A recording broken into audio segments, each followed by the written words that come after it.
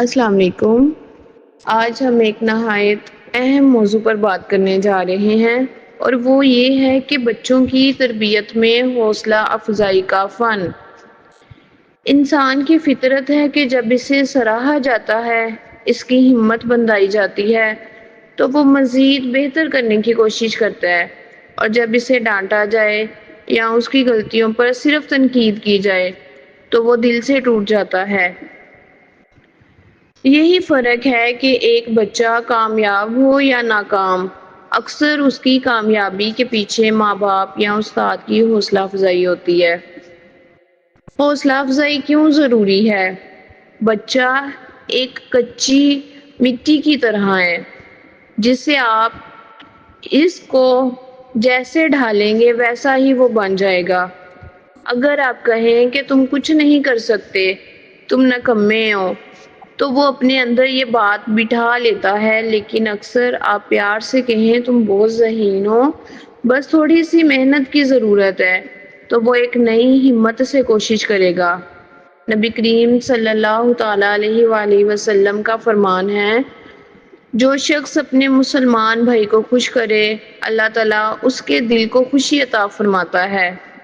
سوچیں، اگر ایک عام مسلمان کو خوش کرنے پر اتنا اجر ہے تو اپنے بچوں کو خوش کرنے پر کتنا اجر ملے گا۔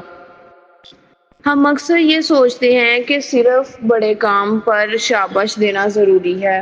نہیں، اصل تربیت چھوٹی کامیابیوں سے ہوتی ہے۔ اگر بچہ صرف ایک صفائی کا کام کرے یا ہوم ورک کا آدھا حصہ مکمل کرے تو آپ کہیں ماشاءاللہ تم نے بہت اچھا کیا ہے، باقی بھی تم سے ہو جائے گا۔ یہ جملہ بچے کے اندر وہ جذبہ ڈال دے گا کہ وہ بقیہ بھی خوشی خوشی مکمل کر لے گا۔ منفی جملوں سے پرہیز کریں۔ کچھ الفاظ بچے کی زندگی بدل دیتے ہیں۔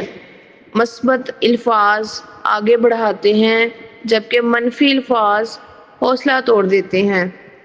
منفی الفاظ کیا ہو سکتے ہیں کہ تم کچھ نہیں کر سکتے، تم تو ہمیشہ ناکام رہو گے، تمہیں عقل ہی نہیں ہے۔ مثبت جملے ہیں، مجھے تم پر فخر ہے، تم ہر دن بہتر ہو رہے ہو، اللہ تعالیٰ نے تمہیں بہت ٹیلنٹ دیا ہے۔ یہ جملے بچے کو وہ پر لگاتے ہیں جو اسے کامیابی کی بلندیوں تک پہنچا سکتے ہیں۔ نبی کریم صلی اللہ تعالی علیہ وآلہ وسلم ہمیشہ اپنے ساتھیوں کی تعریف کیا کرتے تھے۔ حضرت بلال کی اذان پر فرمایا، بلال، میں نے جنت میں تمہارے قدموں کی آہٹ سنی ہے۔ سوچیں، یہ الفاظ حضرت بلال کے لیے کتنے بڑے اعزاز تھے۔ اگر نبی کریم صلی اللہ تعالی علیہ وآلہ وسلم چاہتے تو صرف خاموش رہتے، لیکن آپ نے ان کی حوصلہ افزائی کی تاکہ وہ مزید ہمت کے ساتھ دین کی خدمت کریں۔ تو ہمیں بھی اپنے بچوں اور شاگردوں کے ساتھ یہی رویہ اپنانا چاہیے۔ اگر بچہ امتحان میں 50% نمبر لے کر آئے، فوراً یہ نہ کہ یہ کیا حال ہے، بلکہ کہیں کہ ماشاءاللہ آدھا کام تو تم نے کر لیا، اب ہم مل کر آدھا کام کریں گے۔ اگر بچہ کھیل میں ہار جائے تو یہ نہ کہیں کہ تمہارے اندر ٹیلنٹ ہی نہیں ہے، بلکہ اس کو کہیں کہ ہار جیت کھیل کا حصہ ہے، اس بار تم نے سیکھا ہے، اگلی بار جیت تمہاری ہوگی۔ اگر بچہ چھوٹی چیز لے کر آئے یا گھر میں کوئی مدد کرے تو کہیں کہ جزاک اللہ، تم نے اپنے ماں باپ کا دل خوش کر دیا ہے۔ یہ جملے بچے کی تربیت کا سب سے مضبوط حصہ ہیں۔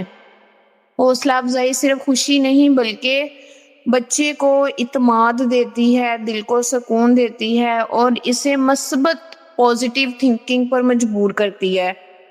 ماں باپ اور بچے کے رشتے کو مضبوط بناتی ہے۔ تو یاد رکھیں کہ تربیت صرف ڈانٹنے سے ہی نہیں بلکہ محبت اور حوصلہ افزائی سے ہوتی ہے۔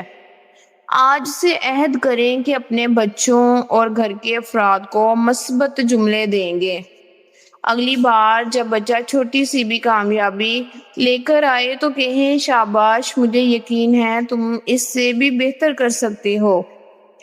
یہی جملہ ایک دن اسے زندگی کی بڑی کامیابیوں تک لے جائے گا۔ اگر آپ چاہتے ہیں کہ آنے والی نسل بہتر بنے تو سب سے پہلے آپ اپنے الفاظ بہتر بنائیں، کیونکہ حوصلہ افزائی دلوں کو جوڑتی ہے اور انسان کو آگے بڑھنے کی ہمت دیتی ہے۔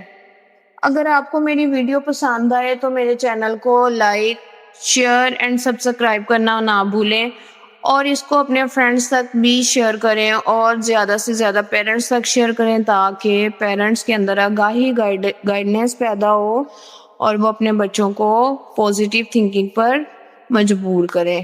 اوکے، اللہ حافظ۔